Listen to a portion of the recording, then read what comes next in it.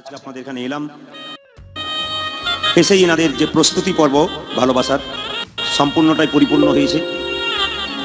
আপনাদেরও ভালোবাসা পরিপূর্ণ থাক। কিন্তু একটা নিবেদন আপনাদের সামনে রাখবো, কীর্তন চলাকালীন কেউ কোনো গল্প করবেন না।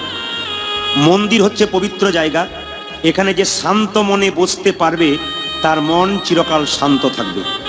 আর এই জায়গাতে এসেও যদি আপনি চঞ্চলতা করেন, মন্দিরে যদি কারো মন চঞ্চল হয় তাহলে সংসারে তার মন কোন জায়গায় নেই। এই জন্য এই জায়গাটা পবিত্র জায়গা, পাশে কে কি বলছে ওইদিকে নজর দেবেন না, ওইদিকে নজর দিলেই আপনার নিতাই গৌর হরিবোল হয়ে যাবে। হরে কৃষ্ণ। তবে আস্তে যে যেখানে বসে আছেন, আজকের এই মহতি হরিবাসরে কীর্তন রস আস্বাদন করার জন্যে চাতক পাখির মতো যারা অপেক্ষা করে আছেন এক ফোঁটা হরিনাম বরিশনের জন্যে, সেই সমস্ত সাধুগুরু বৈষ্ণবের চরণে কীর্তনিয়া প্রদীপ করেন। বেশ, আমার বাঁ দিকেই বসে আছেন পরম বৈষ্ণবগণ, ভক্তগণ, তাদের চরণে কোটি কোটি দণ্ডবত প্রণাম রইল। মায়েদের চরণেও কোটি কোটি দণ্ডবত প্রণাম রইল। আজকের এই মহতি হরিসভায় একটা ছোট্ট কথা বলে যাই। ভগবান আমাদের সব কিছু দিয়েছে, কাউকে বাড়ি দিয়েছে, গাড়ি দিয়েছে, টাকা দিয়েছে, স্ত্রী পুত্র কন্যা সব দিয়েছে। একটা জিনিস দেয় নাই, পায়ের তলায় চেপে রেখে দিয়েছে। ওটা কি? ওটা আপনারা জানেন না, কিন্তু লক্ষ্মী নারায়ণকে জিজ্ঞেস করলো, স্বামী তুমি ভক্তকে গাড়ি বাড়ি টাকা পয়সা ধন দৌলত সব দিলে, একটা জিনিস পায়ের তলায় চেপে রাখলে, ওটা কি? ভগবান বলল, ওটার নাম শান্তি। যতই মানুষ গাড়ি বাড়ি টাকা পয়সা ধন দৌলত করুক, একবার জিজ্ঞেস করে দেখো, দাদা ভালো আছেন তো? আর বলবেন না শান্তি নাই। বলছে শান্তি পাবে তখন ভগবানের চরণ যুগল ধরবে। ওই শান্তিটা আসতে, ওই শান্তি, হ্যাঁ আমি জানি আপনাদের বাঁধ আমি ঠেকাতে পারবো না, কারণ আমি এই কোচবিহার দিনহাটাতে গিয়েছিলাম। এ তো কি দেখছেন আপনারা, যদি লাইভটা দেখেন তাহলে মাথা খারাপ হয়ে যাবে। এর চাইতে 10 ডবল বলা মুশকিল, 20 ডবল মানুষ হবে। তা একবার উলুধ্বনি শুরু করলে, ত্রিপুরাতে গিয়েছিলাম, একবার উলুধ্বনি শুরু করলে আমাকে চুপচাপ খানিক্ষণ দাঁড়াতে হচ্ছে, তারপর বন্ধ করুন, তারপর আবার বন্ধ করতে হচ্ছে। আপনাদের এটা খুব ভালো জিনিস। উলু মানে কি মা? উ মানে রাধা, লু মানে কৃষ্ণ। যত উলুধ্বনি দেবেন তত রাধা গোবিন্দের না, তবে আজকে নয়, ঘরে গিয়ে দেবেন, কারণ অসুবিধা হবে। তো প্রেম সে একবার বলুন, রাধা রানী কি, শ্যাম সুন্দর কি, মদন মোহন কি, হরিবাসর কি, সাধুগুরু বৈষ্ণব কি। কি বলছেন মায়েরা? ভয় ও জয়। আচ্ছা আমি কম শুনি, বলুন রাধা রানী কি, শ্যাম সুন্দর কি, মদন মোহন কি, হরিবাসর কি।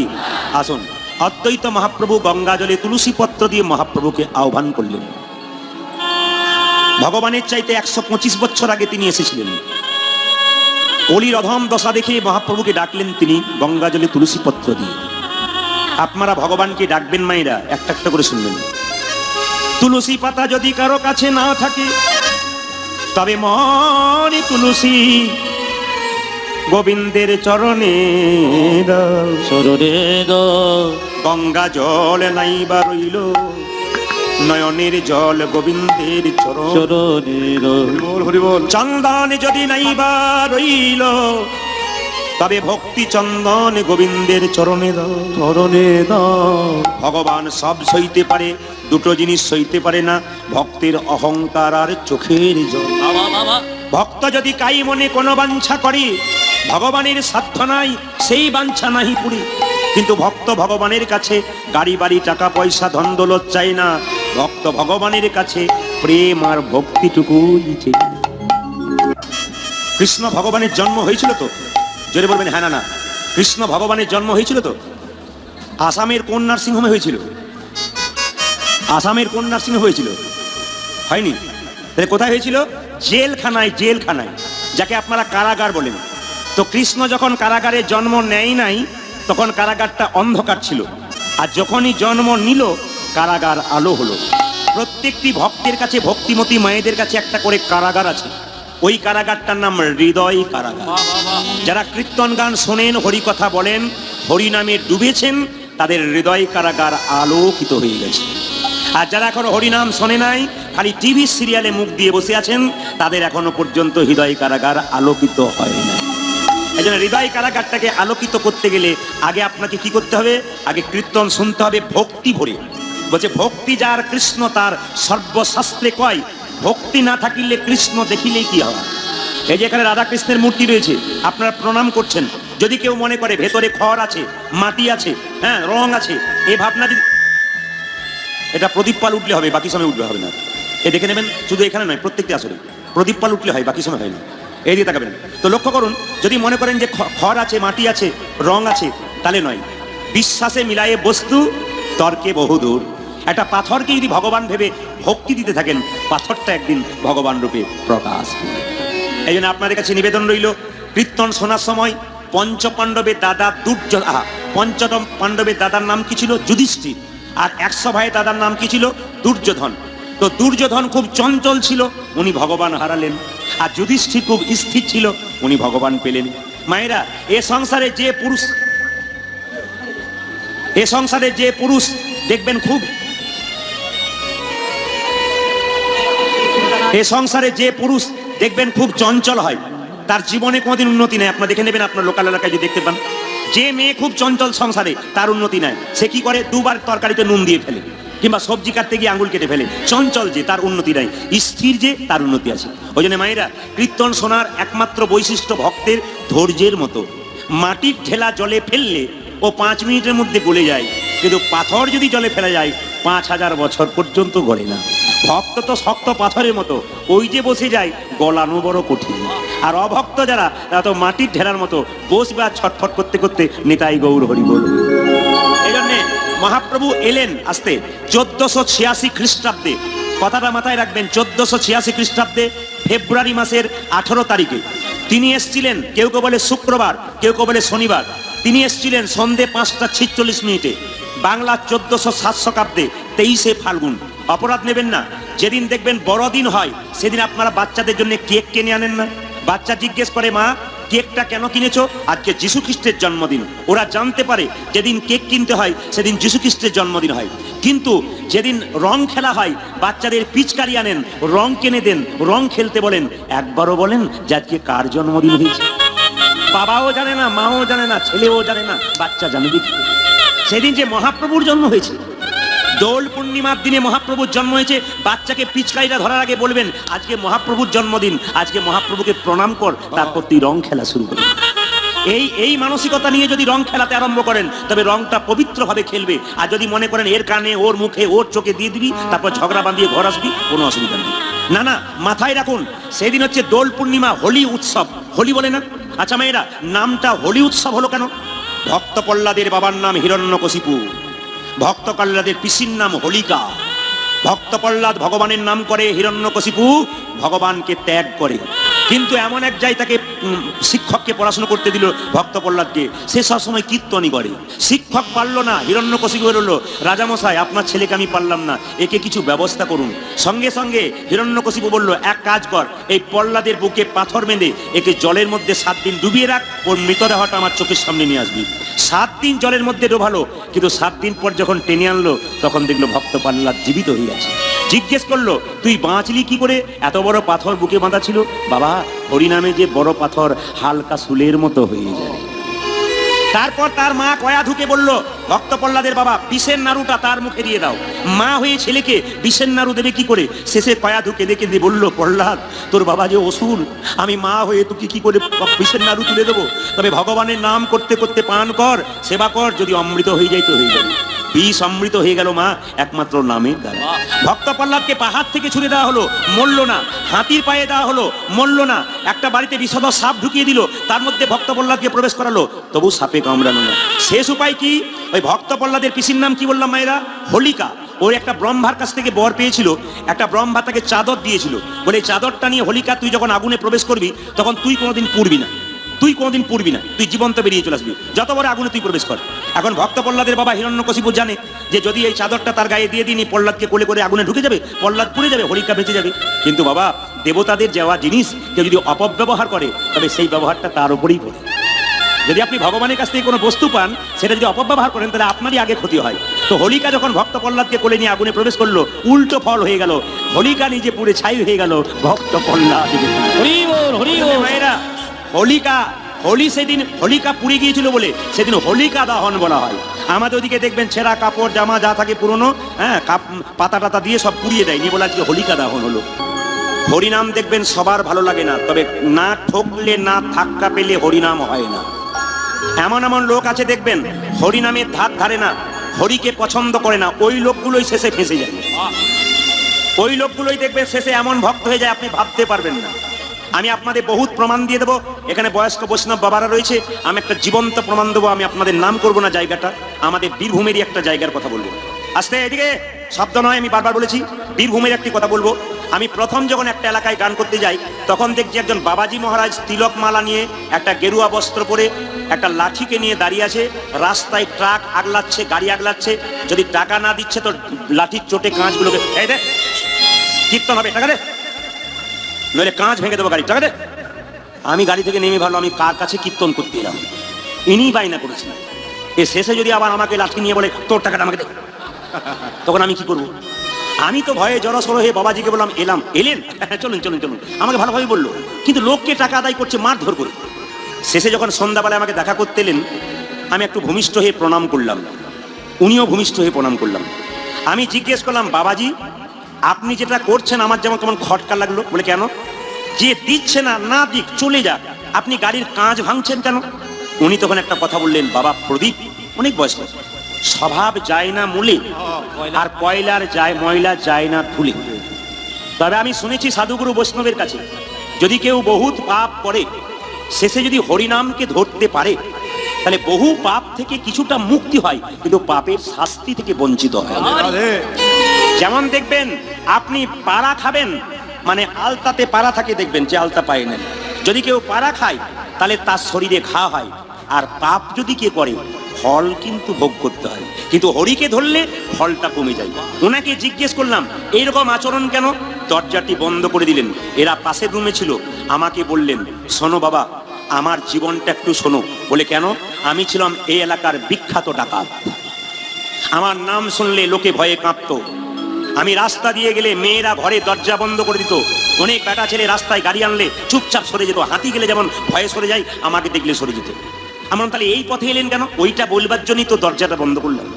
বলছে শোনো, কত স্ত্রী আমি স্মৃতির সিঁদুর কেড়ে নিয়েছি, কত মায়ের বাচ্চাকে কোল থেকে কেড়ে নিয়ে আছাড় দিয়ে মেরে দিয়েছি। আমি জানি আমার পাপ হবে, কিন্তু আমার চৈতন্য হয়ে গেল, একদিন চেতনা ফিরে গেল। উনি কাঁদছেন, কাঁদবেন না, বলুন কি হয়েছে? বলছে একদিন একটা গ্রামে ডাকাতি করে 10 জন মিলে দৌড়াচ্ছি, সবাই দৌড়াতে দৌড়াতে হঠাৎ আমি দৌড়াতে গিয়ে এক জায়গায় আছাড় খেয়ে পড়লাম, এত জোরে হাঁটুতে লাগলো আর যেতেই পারলাম না। 9 জন পালিয়ে গেল, আমি যেতে পারলাম না, কি করব? সামনে দেখলাম একটা নদী, সেখানে একটা শ্মশান ঘাট, এক সাধু বাবা একটা প্রদীপ জ্বালিয়ে ধ্যান করছে। আমি হোঁচট খেয়ে তার কাছে খোঁড়াতে খোঁড়াতে গিয়ে বললাম আপনার কোনো লাল চাদর আছে? বলে হ্যাঁ আছে, ওটা আমাকে দিন। ওই শ্মশানের ছাইটা মেখে তিলকের মতো করে ওর পাশে চুপচাপ বসে গেলাম, ওই গেরুয়া বস্ত্রটা পরি। আর আমি তো হরিনামও জানি না, কিছু জানি না, খালি ওর সঙ্গে এমনি এমনি করতে লাগলাম। হঠাৎ দেখছি হাজার হাজার লোক চোর টাকা ধর ধর করে যাচ্ছে, কিন্তু সাধু বাবাকে প্রণাম করে যাচ্ছে, তার সঙ্গে আমাকেও একটা প্রণাম করছে। সেদিন আমি মনে মনে ভাবলাম আজকে যদি নকল সাধু সেজে এত প্রণাম পাওয়া যায়, আসল সাধু যদি সাজা যায় তাহলে কত। বলছে বাবা সেই দিন থেকে ওই সাধু বাবার কাছে দীক্ষিত হলাম। বললাম সকালে দীক্ষা নেবো আপনার কাছে, দীক্ষা নিয়ে সেই দিন যে প্রশ্ন পড়লাম আজ ছাড়তে পারলাম না, কিন্তু ভেতরের যে পশুত্বটা আছে ওটা মাঝে মাঝে জেগে ওঠে। কেউ চাঁদা না দিলে কাঁচ ভেঙে দিই, কিছু বলে না। আমার বাবা যদি আমার বাবা আপনি হন তাহলে একটি কথা আপনাকে বলি, হরিনাম করান, প্রচুর টাকা দিয়ে দল আনতে হবে তা কথা নয়, কিন্তু যে দিচ্ছে তার কাছে নিন, যে দিচ্ছে না তাকে আঘাত দেবেন না। বললো বাবা তোমার কথা রাখলাম। এখন তিনি দেহ রেখেছেন, আমাকে নিজের ছেলের মতো ভালোবাসতেন। না ঠকলে না ধাক্কা পেলে কৃষ্ণ নাম করা যায়। অনেকে দেখবেন হরির ধার ধারে না, আমি তো সব, আই এম এ গড অনেকে বলে। শরীরে যখন কঠিন রোগ হয়ে যায়, বাড়ির লোক যখন আর না দেখে, তখন সে বুঝে নেয় যে আমাকে কে কত ভালোবাসে। আসল ভালোবাসার মানুষ যদি হয় একমাত্র ভগবান, তাছাড়া। আপনারা বলবেন হরিনাম করলে সুখ হয় না দুঃখ হয়? জোরে বলুন না, একটু বলবেন, বাবারা বাদ দিয়ে আপনারা বলুন মায়েরা, হরিনাম করলে সুখ হয় না দুঃখ হয়? যা কেউ কেউ বলছে সুখ হয়, কেউ কেউ বলতে দুঃখ হয়, আবার একজন একাই বলছে সুখও হয় দুঃখও হয়। কিছু মনে করবেন না, ভোটের সময় দেখবেন না কিছু চালাক পার্টি আছে দুপক্ষেই মুড়ি খায়। কাকে যে ভোট দেয় একমাত্র ভগবান ছাড়া, রো ছাড়া কেউ জানে না। না না, একটাই বলবেন, যা বলবেন, হরিনাম করলে সুখ হয় না দুঃখ হয়? হরিনাম করলে সুখ হয় আপনারা বলছেন, যাক। অনেকে আবার দুঃখ হয় বললেন, কিন্তু শাস্ত্র বলল যে হরিনাম করে তারই ছেঁড়া কাপড় হয়। যে হরিনাম করে তারই চাল ফুটে জল পড়ে, যে হরিনাম করে তারই ঘরে অসুখ বিসুখ বেশি হয়। অনেকে বলছে যা শুনলাম তাতে কাল থেকে আর দরকার নাই, কিন্তু জেনে নিন মায়েরা, ভগবান বলেছেন যে করে আমার আস আমি করি তার সর্বনাশ, তবে সে যদি না ছাড়ে আমার পাশ শেষে হই আমি তার দাস। আসলে যারা হরিনাম করে তারা কষ্ট পায়, কেন পায়? যে পড়াশুনো করে তাকেই তো পরীক্ষা দিতে হয়। যে পড়াশুনো জীবনে করে না রাখাল বাগাল তাকে পরীক্ষা দিতে হয় না, যে ভগবানকে ডাকে তাকেই তো পরীক্ষা দিতে হয়। অনেকে প্রশ্ন করে আমাদেরকে ফোনে ফোনে, প্রদীপ বাবু সবাইকে তো বোঝাচ্ছেন, আমাকে বোঝান। বলুন, যে হরিনাম করে সে কষ্ট পাচ্ছে, ভালো খেতে পাচ্ছে না, চাল ফুটে জল পড়ছে, দিনের পর দিন খালি যন্ত্রণা পাচ্ছে। আর যে হরিনাম করে না, 2 নম্বরই করছে, লোক ঠকাচ্ছে আর দালান বাড়ি করছে, বুক ফুলিয়ে ঘুরে বেড়াচ্ছে। ওদের এমন হয় কেন, আমাদের এরকম হয় কেন? আমি বলি, প্রশ্ন যেমন আপনার সুন্দর, উত্তর কিন্তু আরো সুন্দর। বললো কেমন না, প্রত্যেকটা মানুষকে ভগবান 2টো কলসি দিয়েছে, একটা পাপের একটা পুণ্যের। যারা বুক ফুলিয়ে ঘুরে বেড়াচ্ছে, 2 নম্বরই করছে, লোক ঠকাচ্ছে, আপনার চোখের সামনে দেখছেন, অপেক্ষা করুন, তাদের পাপের কলসিটা এখনো পূর্ণ হয় নাই। যখন পূর্ণ হয়ে যাবে সেদিন দেখবেন বাচ্চা ছেলেরা বেলুন ফোলাতে ফোলাতে হিসাব থাকে না, ফু করতে করতে হঠাৎ, সেরকম দেখবেন একদিন বেলুনের মতো হঠাৎ। শতভাইয়ের দাদা দুর্যোধন কি না করেছিল? দ্রৌপদীর বস্ত্রহরণ করেছিল, এত অন্যায় করেছিল পঞ্চপাণ্ডবের উপরে। বলুন, রাজা যুধিষ্ঠির কি ধর্মকে ছেড়েছিল? এত অন্যায় করেছিল, যুধিষ্ঠির ধর্ম ছেড়েছিল না। ভীম গদা তুলেছিল, একা 100 জনকে ফাটিয়ে দেবো, যুধিষ্ঠির বলল চুপ কর, ধৈর্য ধর, অপেক্ষা কর, ফল ফলবে, সময়। মায়েরা যারা কৃষ্ণ ভজন করে কষ্ট পায়, অপেক্ষা করুন, আপনাদের পুণ্যের কলসিটা এখনো পূর্ণ হয় নাই। যেদিন পূর্ণ হয়ে যাবে সেদিন যে গোবিন্দের চরণে ভাবে করে। এই জন্য আপনাদের জীবনটা আনন্দময় হবে। যার প্রচুর টাকা আছে, আস্তে, আমি আপনাদের আসামের জন্য বলি নাই, যার প্রচুর টাকা আছে আমাদের ওদিকে, সে ছপ্পর খাটে শুয়ে থাকে, ছপ্পরটার দাম 2 লাখ টাকা 4 লাখ টাকা, কিন্তু 1 টাকার ঘুমের ট্যাবলেট না খেলে বেটার ঘুম আসে না। শান্তি কোথায়? হরিনাম করছেন, ফুটো চালের নিচে শুয়ে আছেন, এমন ঘুম জাগানো যায় না। আর ও 1 টাকার ট্যাবলেট খেয়েও সারা রাত্রি তাকিয়ে থাকে কখন চোখটা টান মারবে। তাহলে ও সংসারে সুখের কি দাম আছে? হরিনাম করলে 3টে জ্বালা দূর হয়, একটা করে জানবেন। প্রথম জ্বালা কি? ত্রিতাপ জ্বালা।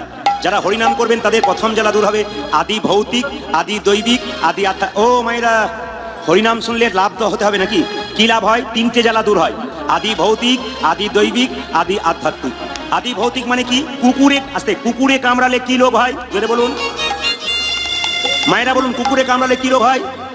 সব ডাক্তারি ভর্তি হয়েছিলেন নাকি? না, খুব সুন্দর বলছেন আপনি। জলাতঙ্ক রোগ হয়।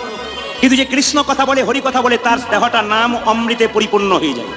যে দেহ নাম অমৃতে পরিপূর্ণ হয়ে যায়, পাগলা কুকুরের বিষ তার শরীরে আর বিষ হয় না, অমৃত হয়ে যায়। ওই জন্য পাগলা কুকুরের বিষ কিচ্ছু করতে। দ্বিতীয় জ্বালা কি? আদি দৈবিক মানে কি? আদি ভৌতিক হলো, আদি দৈবিক। যেমন রাস্তা দিয়ে পেরিয়ে যাচ্ছেন, প্রচন্ড বজ্রপাত হচ্ছে, আপনারা কার নাম করেন? রাম রাম করেন। না না, করার আপনার দরকার নাই। বলে কেন? ওই সময়, আস্তে সাধনে, ওই সময় করবেন কেন? ব্যাংকে যদি কম বয়সে পরিশ্রম করে কেউ টাকা জমা দেয়, বেশি বয়সে রোজগার করতে হয় না, সুদে বসে খায়। আপনি কম বয়সে হরিনাম করবেন, যখন আপনার বয়স হয়ে যাবে, চোখে দেখতে পাবেন না, পায়ে চলতে পারবেন না, রাস্তা দিয়ে চলে যাবেন, 1000 দিকে বজ্রপাত হবে, আপনার মাথায় হবে না। একটি কারণ কি? আপনি প্রথম থেকে হরিনাম করে। আগে আপনি ব্যাংকে দেবেন, তবে তো সুদটা নিতে যাবেন, না দিলে আপনি পাবেন কেন? ভাত ধাক্কা দিয়ে আপনাকে বের করে দেবেন। এই জন্য আপনাদের কাছে নিবেদন রইল, আদি আধ্যাত্মিক মানে কি মা? শরীরের মধ্যে কঠিন কঠিন রোগ। যেমন দেখবেন মায়েরা, সংসারে যতক্ষণ পরিশ্রম দিচ্ছেন, সংসার আপনাকে ভালোবাসছে। আপনার সংসারে পরিশ্রম দেওয়া বন্ধ করুন, শরীরে কঠিন রোগ হয়ে যাক, বাড়ির লোক 10 দিন সেবা করবে, তারপর ডাক্তারবাবুকে ডেকে বলবে ঠিক হবে তো, না কি বলছেন বলুন। তারপর দেখবেন, বুঝবেন কত ভালোবাসা আপনার ওপরে আছে। এই সংসারে দাদা ভাইরা জানবেন, যতক্ষণ টাকা দিচ্ছেন ততক্ষণ সংসার ভালোবাসছে, টাকা দেওয়া বন্ধ করুন, সংসার শেষ। দেখবেন রাজা দশরথ যখন সিংহাসনে বসেছিল, এদিকে তাকাবেন, রাজা দশরথ যখন সিংহাসনে বসছিল, হঠাৎ একদিন আয়নাতে দেখলো তার এখানকার চুলটা পেকে গেছে আর রাজমুকুটটা হেলে গেছে। তখন মনে মনে ভাবলো, রামকে এবার দায়িত্ব দেওয়া দরকার। মায়েরা কিছু মনে করবেন না, আপনাদের সংসারে দাদা ভাইরা কিন্তু জগৎপতি তো ভগবান, কিন্তু সংসারে একজন মালিক আছে, আপনি। আপনার নামে কিন্তু সরকারের কাছে নাম আছে, আপনি সংসারের মালিক। তা আপনার মুকুটটা হেলে গেছে কখন বুঝবেন বলুন তো? আপনি যে সংসারের মালিক, আপনার মুকুটটা হেলে গেছে কখন বুঝবেন? রোদে ঘেমে 1 ঘন্টা পর কাজ করে যখন বাড়ি ফিরবেন বয়সকালে, বৌমাকে 1 গ্লাস জল চাইবেন, 1 ঘন্টা পর যখন 1 গ্লাস জল আসবে, তখন বুঝবেন আপনারও মুকুটটা হেলে গেছে।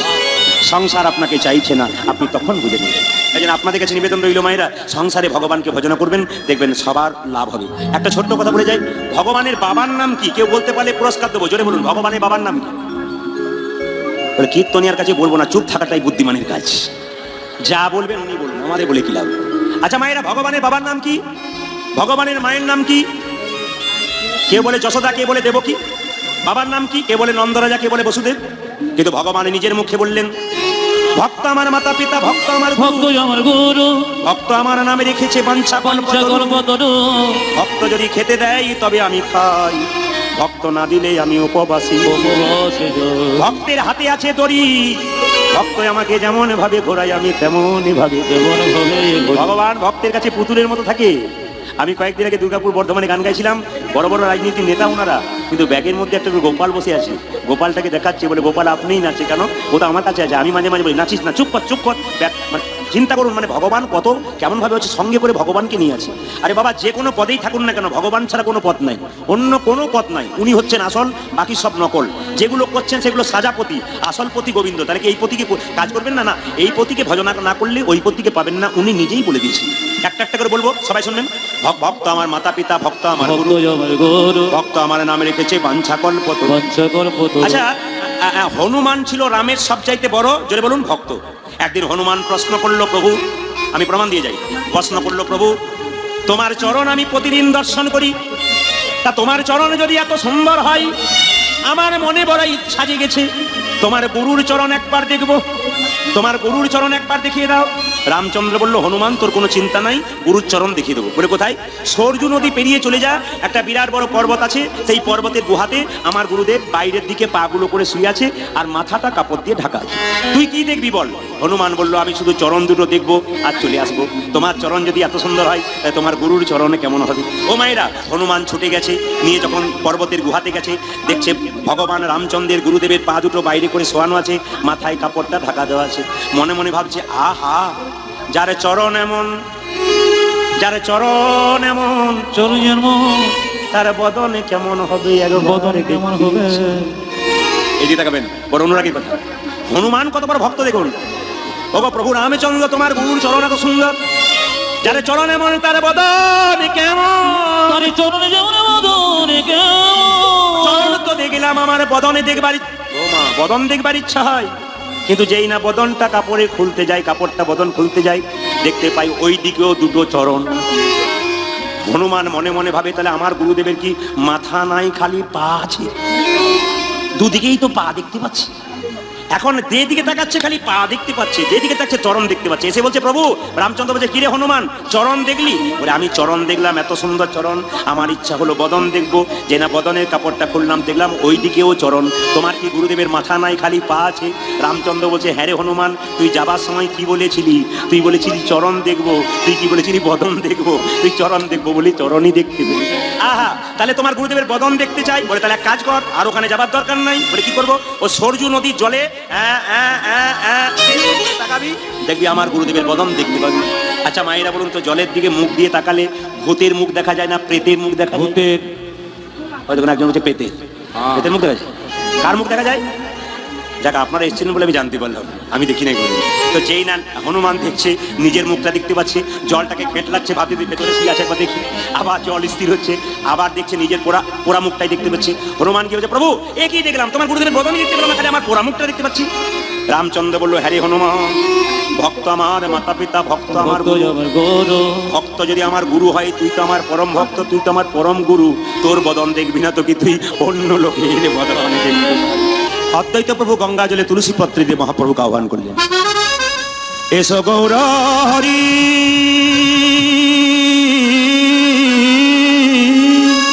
এসো গৌর হরি, তুমি অকুলের কান্ডারি, সচন্দন তুলসী দিয়া তোমার চরণ সেবা করি। এসো গৌর হরি, অকুলের কান্ডারি, সচন্দন তুলসী দিয়া তোমার চরণ সেবা করি। হরে তো গৌর হরি, কুলে গো আন্ডা